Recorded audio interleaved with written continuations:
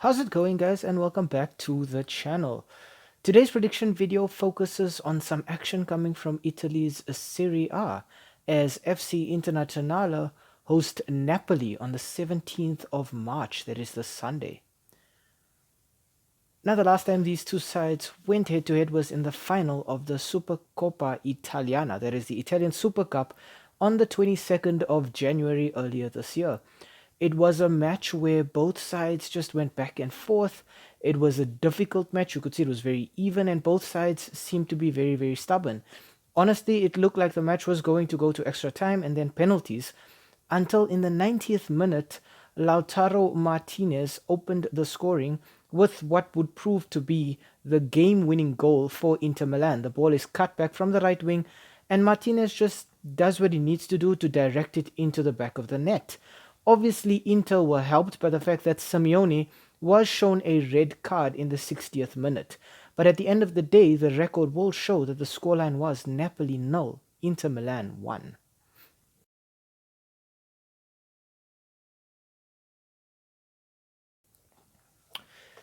We start off our team analysis with FC Internazionale. Now, the last five for the Nerazzurri have ended in 4 wins and 1 loss. That one loss was a disappointing 2-1 loss against Atletico Madrid in the Champions League that saw the fixture go to penalties and the Spanish outfit come on top in that clash.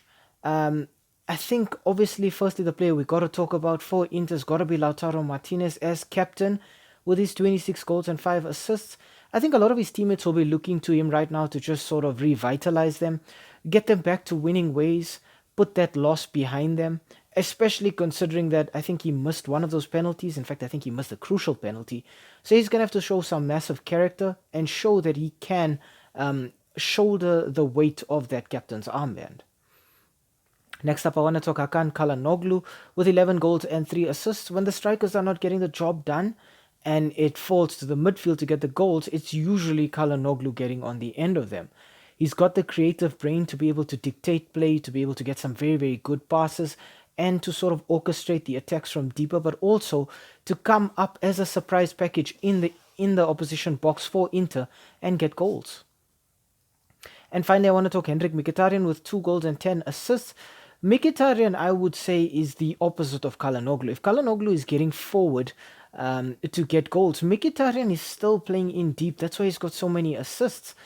He's the kind of player who likes to play deep, who likes to pull the strings from midfield. You're not going to see Mkhitaryan going up very often, but when he does go up, it is very, very important goals that he's getting for Inter.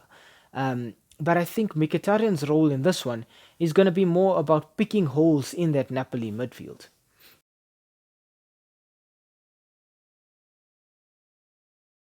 Next up, we move on to Napoli. Now, the last 5 fixtures for Napoli have ended in 2 wins, 2 draws, and 1 loss.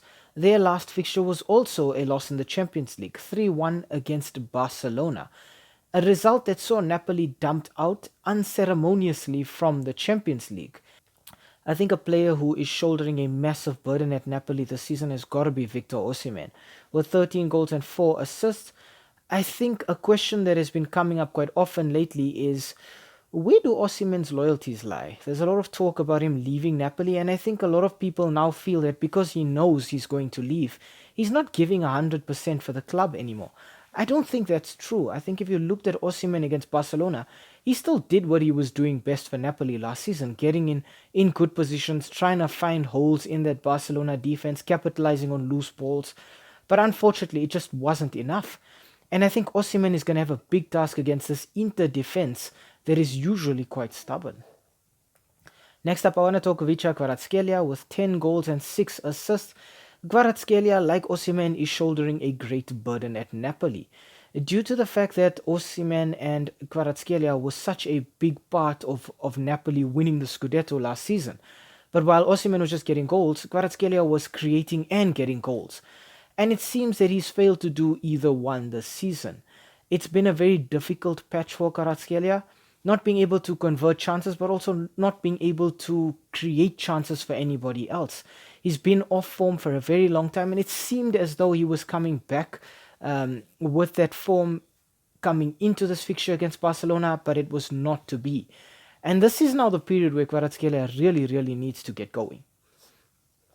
Finally, I want to talk Politano. Now, if I think Osimhen and Kvaratskhelia have been disappointing, I think Politano's been overachieving.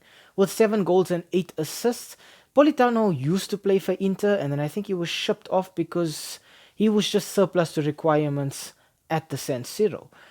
And he will be returning to the San Siro now as a Napoli player. But I think from all of the Napoli players I've seen, I think it's got to be Politano, I think, who's been overachieving this season, or at least playing on a similar level to what he was playing at last season. Everybody else seems to have taken a dip in form or a dip in confidence. Maybe it's a bit of arrogance going to their heads as well.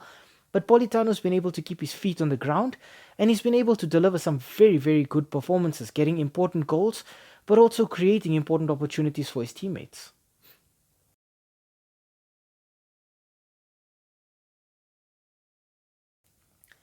Okay, next up we look at the head-to-head in the S3M2 Verdict. Now, the last 5 fixtures between these two sides have ended in 3 wins for Inter, 1 win for Napoli, and a single draw between the two sides. There seems to be a massive home side advantage for Inter, but I think that also might be a bit unfair to come to that conclusion because only one of those last 5 fixtures was actually played at the San Siro. The Supercoppa was played at a neutral venue, and obviously the other fixtures were played at the Maradona Stadium in Napoli. Unfortunately, however, a recurring trend for Napoli does seem to be that they always concede in this fixture. They've struggled to keep clean sheets, and it's really, really shown in their performances because when you struggle to keep a clean sheet, you're already fighting an uphill battle against a side like Inter, who like to get the lead early and then just control the game from there on. Both teams have been dumped out of the Champions League by Spanish opposition earlier this week. Um, I think for Napoli, they were already, I think, going into that one as underdogs. But for Inter, they looked as though they had a fair degree of control over the fixture coming into the reverse leg. And they'll be very, very disappointed that they let it slip. I think right now Inter were Italy's best hope of winning the Champions League. And I think they're going to be Italy's best hope next season as well, regardless of what happens. I just think that they really let themselves down in that fixture against Atletico Madrid. Obviously, that's not taking anything away from that Atleti side that just refused to give up and stole it at the last. But I think Inter really, really ran themselves ragged in that one. I think that also does give Napoli a bit of an advantage coming into this one because Inter's players are obviously going to be more tired. They also played on Wednesday when Napoli played on Tuesday, so already Napoli had a bit or a bit more time to rest and recover from their Champions League tie. Um, when we look at the table, however, it tells a very, very different story. Inter are leading the Serie A with 75 points, while Napoli find themselves floundering in 7th on 44 points. So there is more than 30 points difference between these two sides. Napoli are still chasing those European spots, but I think it's safe to say that Inter have the Scudetto title wrapped up by now. It also, being knocked out of the Champions League, I mean, gives them an opportunity to focus more on just sealing up that Serie A title. I think in the grand scheme of things, I don't really think this changes much in terms of the title race. But for Napoli, this could be very, very crucial in terms of landing a Champions League spot for next season. I do, however, think that Inter Milan win this one. I think right now Inter are angry, they're frustrated, they're disappointed with themselves, and they're looking to bounce back as soon as possible. I think this is going to be a match where they can still sort of solidify themselves as the strongest team in Italy. Um, I do think Napoli concede here, but I don't think Inter keep a clean sheet either. I think both sides concede, which means both sides score. But I think Inter end up outscoring Napoli here. I think Inter just come into this one maybe feeling a bit more confident, but also with a fair degree of freedom, knowing that regardless of the result here, they still have quite a big buffer between them and the second place team in the Serie A right now. So I think for Inter, they've got a bit of security, they've got a bit of a safety net. Um, Whereas with Napoli, the pressure is on from kickoff. And I do think Inter come out on top here. I think a final score of 2-1 or 3-1 is very likely. But I just struggle to see Napoli getting anything from this one. When we look at the last 5 fixtures as well, Inter have scored 12 and only conceded 3.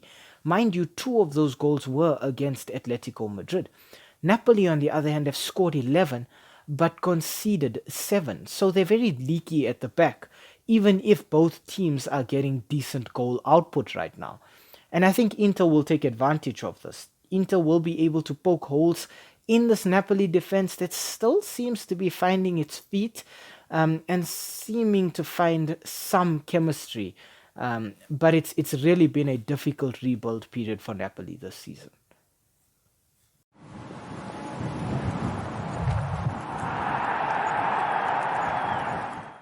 Hi, thank you for making it to the end of this video. We really appreciate the watch time, and the fact that you took some time out of your day to spend it with us talking about the sport that we all love.